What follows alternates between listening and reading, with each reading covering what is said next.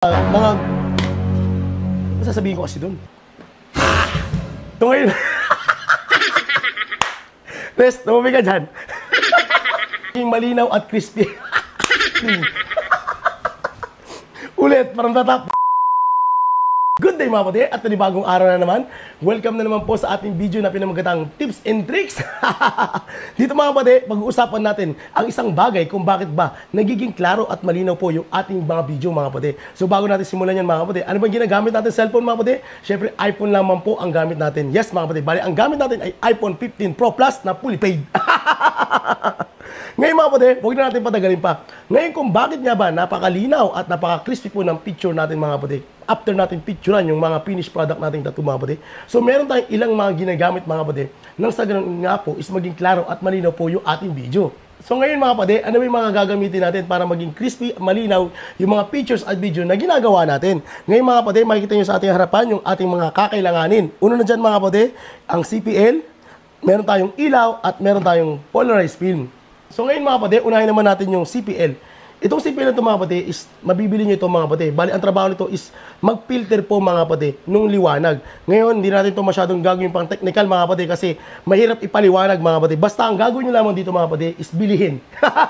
Bilihin nyo ito mga kapatid and then ilalagay nyo po ito dun sa cellphone mga kapatid. So itatapat nyo lang yun dun sa camera mga kapatid. Tapos iikot nyo yan para hanapin po yung tamang tono ng liwanag mga kapatid. So ito po yung trabaho ng ating CPL. Ngayon ito naman po yung ating ilaw. So ilaw ito mga kapatid, ito naman po yung magbibigay ng liwanag dun sa ating mga video and pictures mga kapatid. At ano ba ang trabaho ng film? Ito mga kapatid, ito special to. Bali ito ay ilalagay natin dito sa ilaw para maging kompleto na po yung ating setup para maging malinaw at crispy po yung ating mga videos.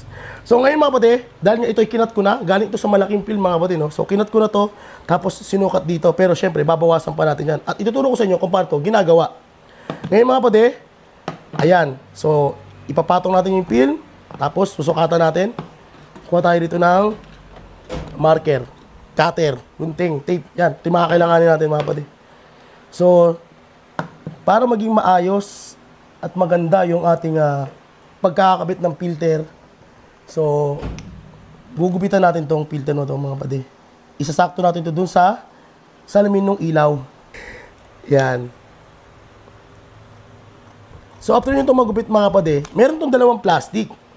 Isa rito mga kapatid is yung sa harapan, tapos isa naman po yung sa likuran. Bali, meron po yung pandikit na ididikit natin dito sa ibabaw ng salamin. So, subukan natin idikit mga kapatid ha. Hanapin nyo lamang po yung may pandikit, tapos yun po yung ididikit natin dito sa ating ilaw. So, dito, makikita nyo mga kapatid, ayan o, meron siyang plastic. So, ito yung may pandikit. So, yan muna yung ididikit natin dito mga kapatid. Ayan. Sa ating ilaw.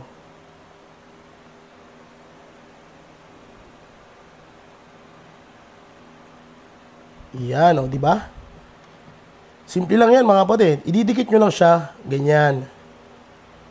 And then, syempre dahil sobra yan, ikakat natin para maging maayos.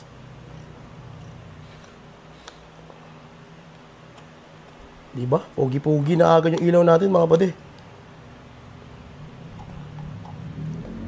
So ayan, buo na po yung ating setup mga kapatid. So dahil nga binanggit natin kanina na meron tong dalawang plastic, yung nasa ibabaw mga kapatid. Yan, tatanggalin natin. O di ba? Kita nyo ba? Maayos at malinaw na.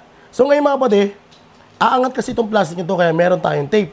Ngayon mga kapatid, tsaka natin ito lalagyan ng tape ha. Tsaka natin yung lalagyan ng tape. Bali yung paglalagay ng tape mga kapatid, ilalagay nyo dito sa gilid para maipit natin itong ating nilagay na film. So ayan, mga kapatid, kompleto na po yung ating setup para maging crispy, malinaw yung ating mga pictures and video. Ngayon, paano naman ito ginagamit? Siyempre, napakasimple lang mga kapatid. Gaya ng ginawa natin kanina, ilalagay lang natin yung ating CPL dito sa camera ng ating cellphone and then, paiilawin natin itong ating ilaw. Ayun. Ngayon mga kapatid, no, napailaw na natin yung ating ilaw. At kung mapapansin nyo, medyo humina po yung liwanag. Gawa nga po nung nilagyan natin siya ng film. So, ngayon mga kapatid, para maging kumpleto na po yung ating setup, kailangan natin ng model para makita nyo po yung actual kung paano ginagawa yung pagbibideo gamit-gamit itong ating CPL at yung ating polarized film na ilaw. So bago tayo magsimula mga kapatid, syempre tatawagin ko muna yung aking dakilang model na si Boy Topa. Pasok boy! Hey! Kumuhay ka pa talaga! So ngayon mga kapatid, so ngayon mga kapatid, Ito po yung ating model, no? Ngayon, titingnan muna natin yung ating camera mga kapatid nang walang CPL. So, tatanggalin natin yan. And then, pasok tayo sa ating camera. Ayan. So, kung makikita nyo mga kapatid, no? Nakikita nyo ba? Meron pong tumatalbog na liwanag doon galing sa ating ilaw. Tapos tingnan itong lamesa na ito mga kapatid. Nakikita nyo dyan. Andyan po yung ilaw, no? So, ibig sabihin yan, wala pa yung film mga kapatid at hindi pa gumagana yung magic na tinatawag. Ngayon mga kapatid, subukan natin itong ilagay. Ito na po yung ating CPL. Ilalagay natin dito sa ating camera. O, di ba? Nakita nyo ba yung pagbabago mga kapatid? Nakita nyo na ba? Ayan. So, katulad nyo mga kapatid, is wala po yung sa tono. Ngayon, meron po yung iniikot dun sa likod ng ating CPL mga kapatid. Iniikot nyo po yung lens at dahan-dahan po mawawala yung liwanag. So, nakita nyo po ba mga kapatid? Titigan nyo maigi. Yung lamesa, mapapansin nyo, nawala po, di ba?